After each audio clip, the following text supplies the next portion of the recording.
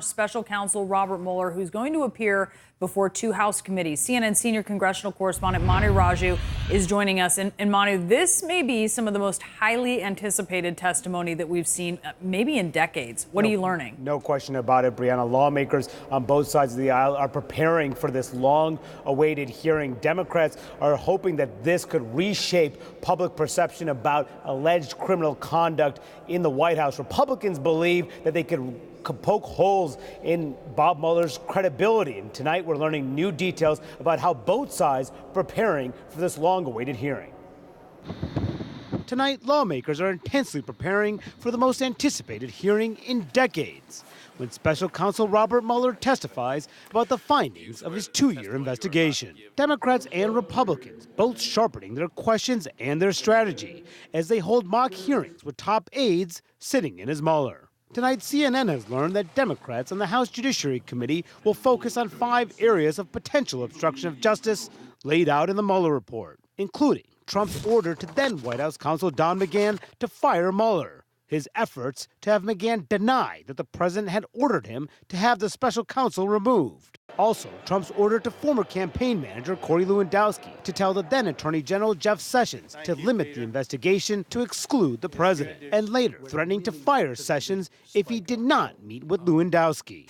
There are also episodes in the Mueller report of alleged witness tampering, including Trump encouraging former campaign chairman Paul Manafort and Trump's former attorney Michael Cohen not to cooperate with federal prosecutors. Just if he says what was in the report and says it to the American people so they hear it, that would be very, very important. Democrats on the House Intelligence Committee plan to press Mueller about the extent of Russian interference in the 2016 elections and contacts between Russians and the Trump campaign. And will ask Mueller about his finding that Trump publicly expressed skepticism that Russia was responsible for the hacks at the same time that he and other campaign officials privately sought information about any further planned WikiLeaks releases of Clinton campaign emails. You don't think he'll go beyond the report? Well, we're going to ask him questions beyond the report, and we're going to expect him to answer. With the stakes enormous, Democrats say they are preparing carefully, rereading the entire 448-page report. This is not going to be a whole bunch of members freelancing. This will be organized. Republicans, meanwhile, plan to press the special counsel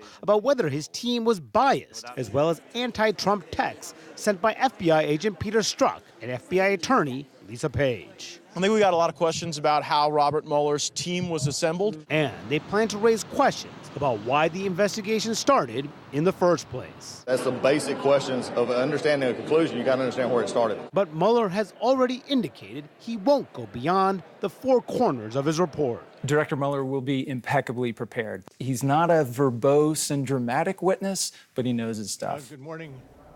But some Democrats already are trying to lower expectations from this hearing. One Democrat, Jim Himes, told me not to expect much news out of this hearing because of the fact that much of it probably would be what was in the Mueller report. Others, however, say that it could drive more people towards the impeachment camp. The question is how people like Nancy Pelosi ultimately come out. She has told her colleagues privately to approach this calmly, seriously. Don't raise expectations, don't lower expectations. But the expectation is that she probably will still oppose opening up an impeachment inquiry even after this hearing.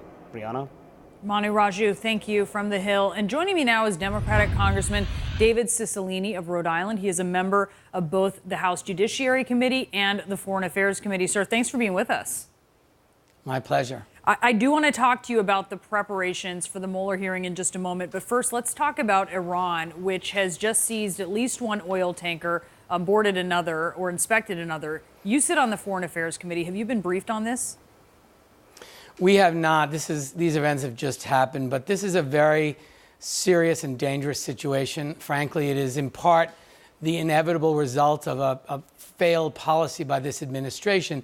The president walked away from the Iran deal, instituted additional sanctions on Iran with really no strategy to what to do after that. And so Iran has engaged in a lot of aggressive behavior now against one of our allies. And there doesn't seem to be a strategy or a plan in place as to how we move forward. I think we have to de-escalate the situation. We have to obviously work closely with our allies in the region. But this is the problem of ripping up an agreement that prevented Iran from becoming a nuclear power that our allies worked on with us for all those months without something to replace it or even a strategy with an end game. And I think this is very, very disturbing and of great concern. What do you think Iran is up to here? I think Iran is reacting to the imposed sanctions and the fact that we walked away from the deal, and they've also accelerated their enrichment of uranium. I think we have to figure out how we get back to a diplomatic solution, but it's hard. You know, our allies who were part of the P5+1 stayed with the agreement. Iran, up until very recently, and we think still has complied with the terms of the agreement, even though we walked away from it.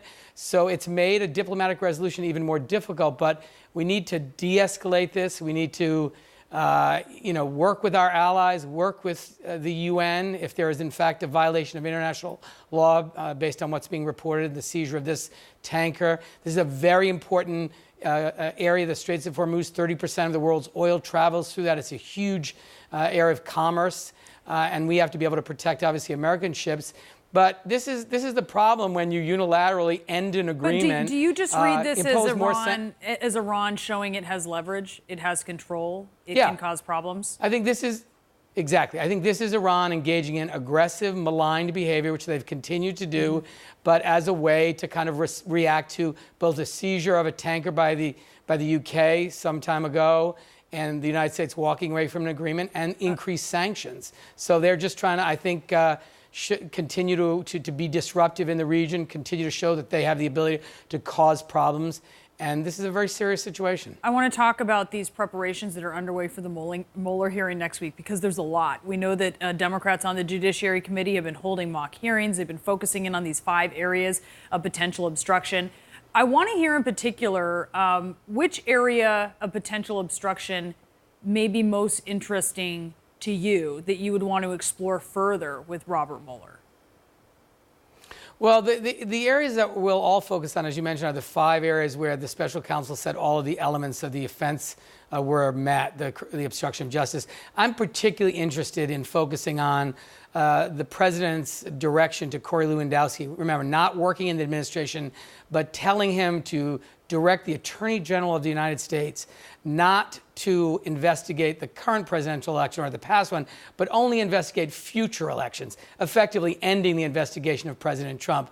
This is an outside party being directed by the president to tell the Attorney General to essentially stop investigating.